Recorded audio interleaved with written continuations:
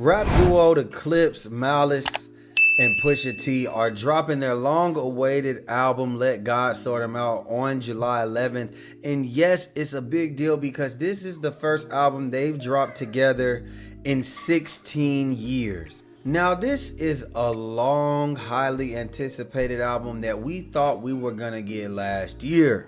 But due to unforeseen circumstances, it didn't come out. We were hyped because we saw Pharrell. You know, he's partnered with Louis Vuitton. They had a runway show overseas. They had everybody hyped. They played an unreleased track, and the track was a response to Jim Jones. So it was really like, yo, he's dissing Jim Jones.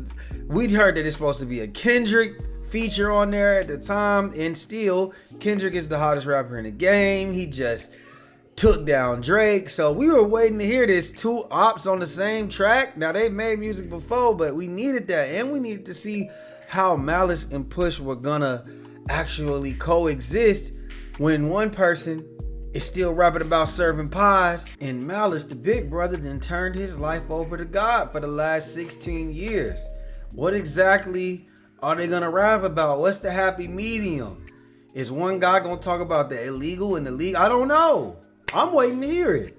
Well, it turns out that the Kendrick Lamar feature got the clips dropped from the label, as well as Pusha T as a solo artist got him dropped from Def Jam as well. And I know y'all are thinking, damn, how does one feature fuck up somebody's whole deal that they have legally with a recording label? Well, apparently Def Jam wanted Pusha T to either take Kendrick off the verse or to censor his verse.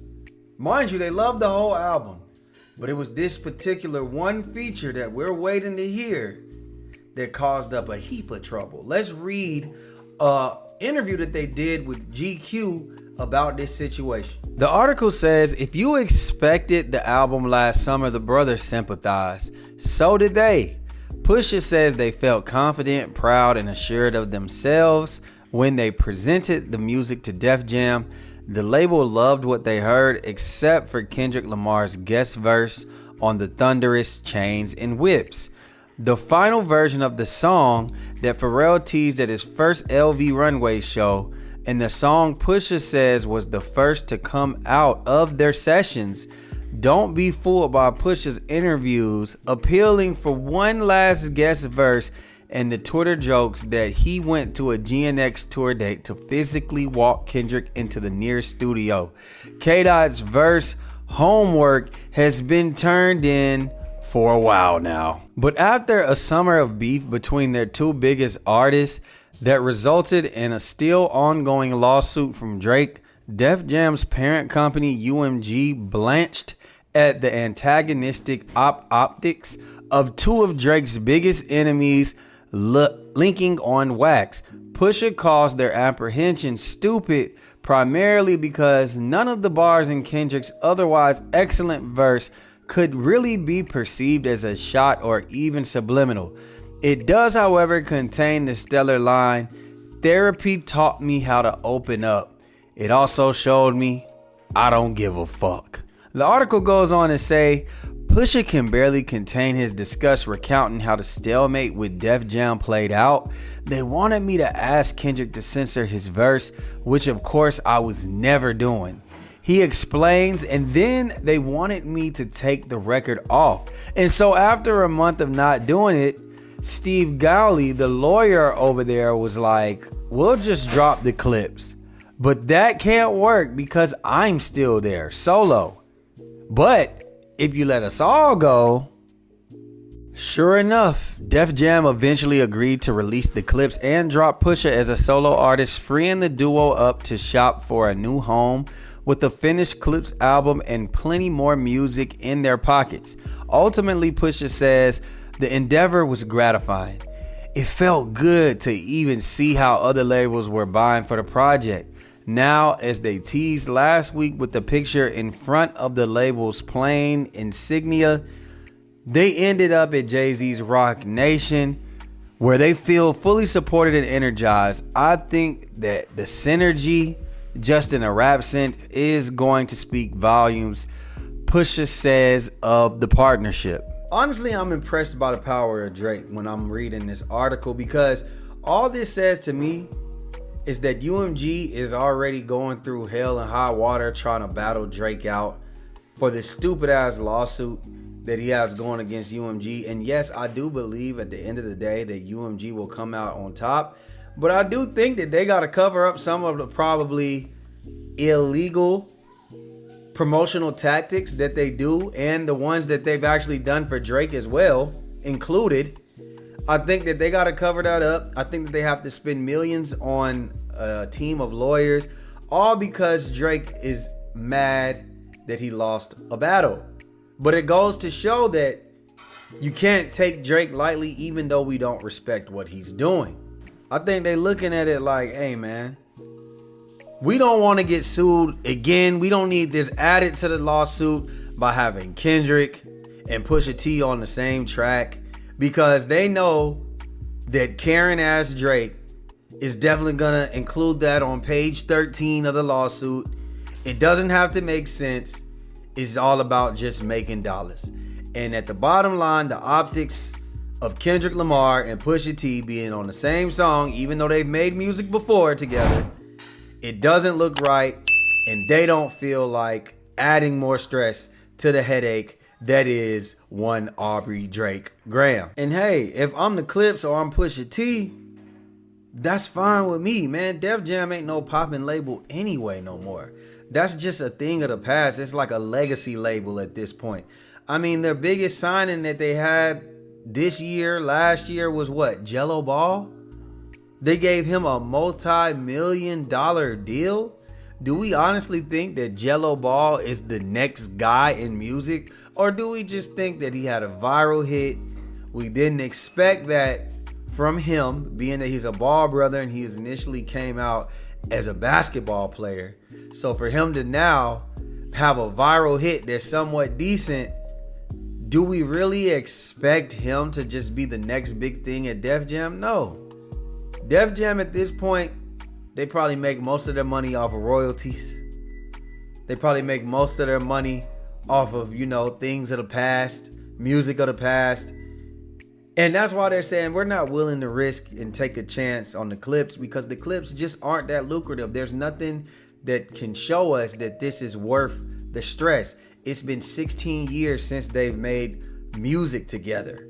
So yes, we like the album, but we don't like this situation. And of course they went to Rock Nation, because we know that the devil works hard, but Rock Nation works harder. Shout out to Poetic Flacco. I got that from him. But yes, that's true. We know what Rock Nation do. If you got a situation and you want to get out of it, go fuck with Rock Nation.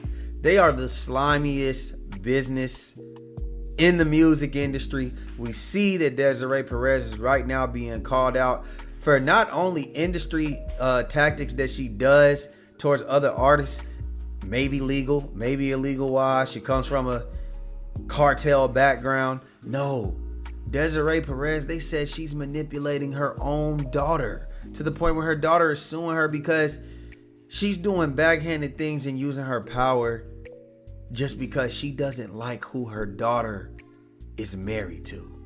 So imagine what Desiree Perez would do if she just doesn't plain out like you. Hey man, but that's another story for another day. Now Pusha T did, on a bonus part, speak on Drake and how he views Drake now that Drake has done this lawsuit.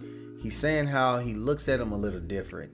It's kind of like a little less respect for his art, because he's saying like, what are we doing this for? Like, why are you doing this just because of a rap battle?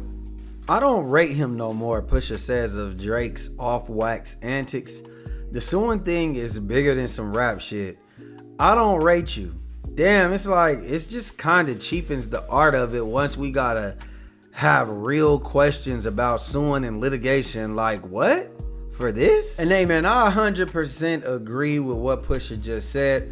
I do think that this lawsuit is ridiculous. That's another reason I never want to see Drake do a rap battle again, because if you're gonna sue, you just took yourself out the realm of hip hop. And this is why they make fun of him. This is why they say Drake isn't black, he's white, or he's mixed, he's biracial, whatever it is, he's not from the culture, because this is not what you do within the culture. To me, he's masking his disdain for Kendrick and for losing this battle, and he's misplacing his anger because in his head, he wasn't supposed to lose. In his head, he's saying, listen, I did my thing. I wasn't supposed to lose. Maybe he thinks the label was supposed to back him up. I don't know. But I feel like this has always been the wrong route. Pusha's saying the same thing. And this is why now we have this big debacle going on with the CLIPSE, UMG, Def Jam. It's gotten to a point where two people that maybe don't like Drake can't rap together without getting dropped from the label. I watched Busta Rhymes, 50 Cent, Eminem all team up just to diss Ja Rule. The labels had to approve that. But apparently now this is where we are in humanity, in the industry, in hip hop in general, where everybody's babying Drake. And I think this is the problem right now. Even UMG, they're like, we don't want to make this guy upset any more than he already is. No, it's going to be fuck you, or it's going to be what it is. Like, you got to figure it out. What is it? Is it fuck you? Or is it, no, we want you to stay on the label and keep making us money? What is it?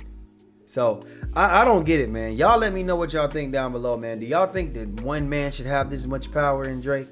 Do y'all think that this is just, hey, we making a safe business decision? Let's talk about this whole situation. And what do y'all think that Kendrick verse is going to sound like? Y'all let me know down below, man. Like, share, subscribe, comment, hit that notification bell. And we out, baby. Boom!